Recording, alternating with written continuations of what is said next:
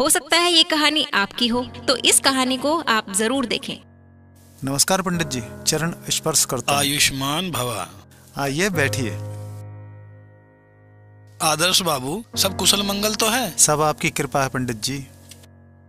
पंडित जी, आज मैंने आपको खास उद्देश्य से बुलाया है। पंडित जी, आज मैं आपसे अपने भविष्य के बारे में जानना चाहता हूँ। बोलिए जजमान। कि मेरा भविष्य कैसा होगा, मेरा बुढ़ापा कैसा होगा और मेरी मृत्यु कहाँ और कैसे होगी। पंडित जी, मुझे भी बताइए, मुझे भी यही जानना है। आपका भी बताता हूँ। और पंडित गौरी शंकर जी लगे अपने गुड़ा भाग में। आदर्श बाबू के सवालों का जवाब जो देना था, आइए देखते हैं पंडित जी ने उनके सवालों का क्या जवाब दिया। जजमान, आप दोनों का भविष्य तो एक जैसा ही है। आपकी आयु भी उतनी ही होगी जितनी आपकी माता की आयु। जितना सुख तुम्हारी माता को, उतना ही आपको। जिस स्थान पर उनकी मृत्यु होगी, उसी स्थान पर आपकी भी मृत्यु होगी। अर्थात जैसा भविष्य आपकी माता का होगा, वैसा ही आप दोनों का भी होगा। अर्थात जैसा भविष्य आपकी माता का, वैसा ही आपका। जहां आपकी माता की मृत्यु, वहीं आपकी। पंडित गौरी शंकर जी ने आदर्श बाबू को उनका भविष्य बताकर अपनी दक्षिणा ली और वहां से प्रस्थान किया। और आदर्श बाबू को पंडित जी की भविष्यवाणी ने पूरी रात सोने नहीं दिया।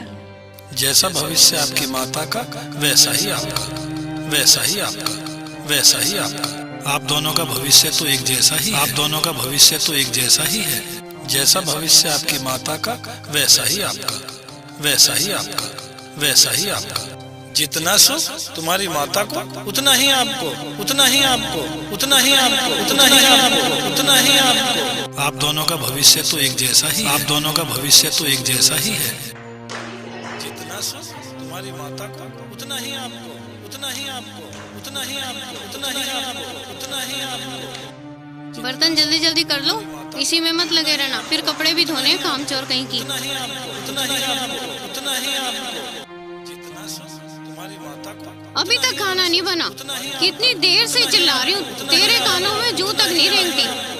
इतनी देर से चिल्ला रही हूँ, सुनाई नहीं देता एक बार तुझे? उतना ही आपको, उतना ही आपको, उतना ही आपको, उतना ही आपको, उतना ही आपको, उतना ही आपको। और सुबह उठकर उन्होंने क्या किया, आइए देखते हैं। रात को आदर्श बाबू और उनकी पत्नी को नींद तो आई नहीं। सुबह आदर्श बाबू जल्दी तैयार हुए और उनकी पत्नी गाड़ी की चाबी लेकर पहले से ही इंतजार कर रही थी, क्योंकि उन्हें पता चल चुका था कि अब क्या करना है। तो आदर्श बाबू सीधे पहुंचते हैं उस जगह जहां उन्होंने अपनी मां को रखा होता है, यानी वृद्ध आश्रम, और वहां से अपनी मां को साथ लेकर घर के लिए प्रस्थान करते हैं। और घर पर उनकी पत्नी पहले से ही उनके आने का इंतजार कर रही हैं। आओ मम्मी आदर्श जी, आओ बाबू की अंदर पत्नी आओ। ने पहले तो अपनी सास से मम्मी जी, क्षमा मुझे मांगी। माफ कर देना, मैं आपकी उनकी बहुत सासू बड़ी माँ ने गुनहगार हूँ। उन्हें गले से लगा सॉरी लिया, फॉर दैट। क्योंकि माँ आखिर माँ होती है। जिन आदर्श बाबू को कल रात नींद नहीं आई थी, आज माँ के आ जाने पर चेहरे पे एक अजीब सी प्रसन्नता थी। वो जान चुके थे कि असली सुख कहाँ है। उनको आज बहुत ही मीठी नींद आएगी। दोस्तों, माँ आखिर माँ होती है।